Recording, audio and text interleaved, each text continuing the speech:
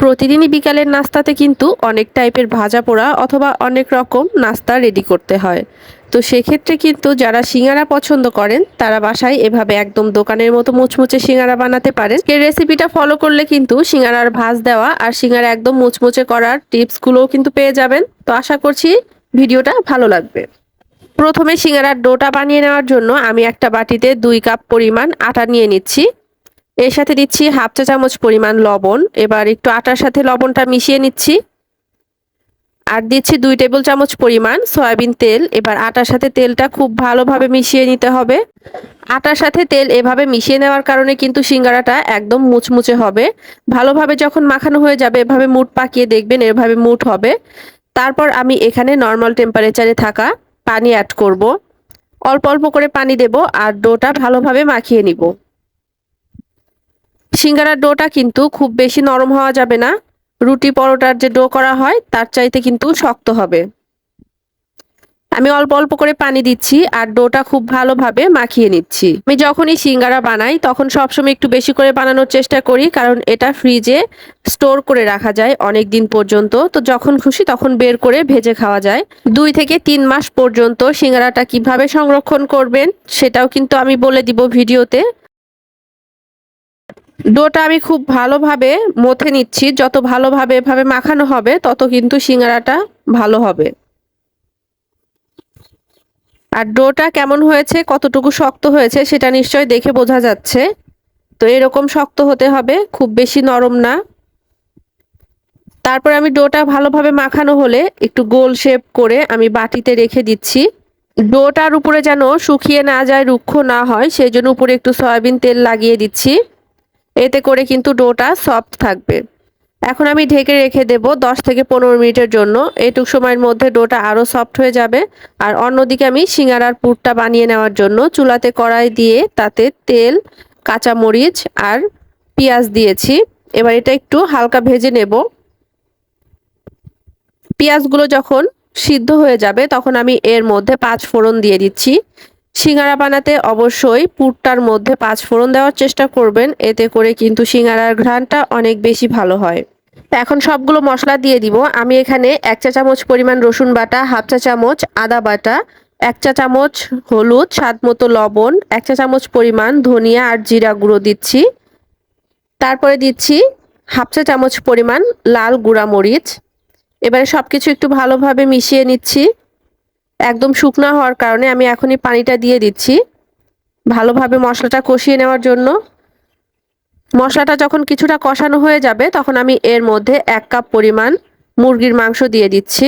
হাড় ছাড়া মুরগির বুকের মাংস নিয়েছি 1 কাপ পরিমাণ, সেটা একদম ছোট ছোট করে কেটে সেটা দিয়ে দিয়েছি। আর রান্না করে নিচ্ছি 6 থেকে 7 মিনিটের জন্য। 6-7 মিনিট রান্না হয়ে যাওয়ার পরে আমি এর মধ্যে আলু দিয়ে দিব। আমি ছোট ছোট কিউব করে আলুও কেটে রেখেছিলাম, সে আলুগুলো দিয়ে দিয়েছি। আমি এখানে 2 কাপের মতো আলু দিয়েছি। আপনারা যদি শুধু আলু দিয়ে সিঙ্গারাটা বানাতে চান তাহলে কিন্তু মুরগির মাংসটা স্কিপ করবেন। শুধু আলু দিয়েও কিন্তু সিঙ্গারাটা অনেক মজা লাগে। এভাবে আরো 6-7 মিনিট রান্না করে নিব। আর তারপর আমি এখানে কিছু মটরশুঁটি দিয়ে দিচ্ছি, এতে দেখতেও ভালো লাগবে আবার খেতেও ভালো লাগবে। এখন রান্না করে নেব। এর মধ্যে যে পানিটা আছে, যে ঝোলটা, সেটা একদম শুকিয়ে যাওয়া পর্যন্ত। ঝোলটাও কিন্তু শুকিয়ে গেছে আর আলু সবকিছু খুব ভালোভাবে সিদ্ধ হয়ে গেছে। আমি এবার এটা নামিয়ে রাখবো। আর অন্যদিকে ডোটা দেখাচ্ছি। ডোটা কিন্তু অনেক সফট হয়ে গেছে, দেখতেই পাচ্ছেন। এটা মাখিয়ে একটু রেস্টে রাখার কারণে কিন্তু অনেক সফট হয়ে গেছে। এবার ডোটা একটু লম্বা আকারে বেলে নিচ্ছি। তারপর আমি ছোট ছোট সাইজে কেটে নিচ্ছি। আমি যে সাইজে রুটিগুলো বেলবো সেরকম সাইজেই ছোট করে কেটে নিয়েছি। এবার একটা পিস নিয়ে আমি সেটা দিয়ে প্রথমে রুটি বেলে দেখাচ্ছি। নর্মাল রুটি যেভাবে আমরা পাতলা করে বানাই এটা কিন্তু তার চেয়ে মোটা হবে। বেশি পাতলা করে বানালে কিন্তু সিঙ্গারার ভিতরে পুরটা যখন দেওয়া হবে তারপর ভাঁজ দিতে সেটা ছিঁড়ে যাবে আর সিঙ্গারাটা ভালো হবে না। এরকম একটু মোটা করে বানালে কিন্তু সিঙ্গারাগুলো অনেক সুন্দর হবে। এই রুটিগুলো কিন্তু একদম গোল হবে না, একটু লম্বা আকৃতির হবে, সেটা আপনারা ভিডিও দেখে বুঝে নেবেন। আর একসাথে আমি কয়েকটা রুটি বেলে নিচ্ছি, এতে করে সিঙ্গারা বানাতে সুবিধা হয়। তারপর একটা রুটির মাঝখান দিয়ে কেটে নিয়েছি আর 2 সাইড থেকে এভাবে ভাঁজ দিয়ে নিচ্ছি। আপনারা ভিডিওটা দেখে বুঝে নেবেন, এটা আসলে অতটা বোঝানো সম্ভব না।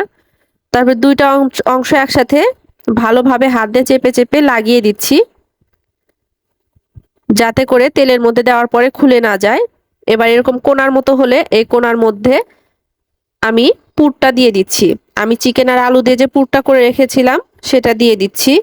আর ভালোভাবে একটু চেপে চেপে দিতে হবে, তাহলে নিচের অংশটাতেও পুর পৌঁছাবে।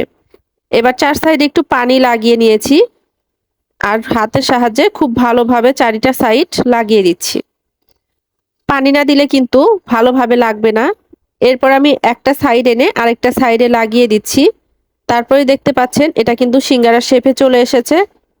এটা কিন্তু একদম দোকানের কেনা সিঙ্গারাগুলো যেরকম হয় সেরকমই হয়েছে। এভাবে করে আমি আপনাদেরকে আরো সিঙ্গারার ভাঁজ দেখাচ্ছি। আপনারা মনোযোগ দিয়ে দেখেন, তাহলে বুঝতে পারবেন।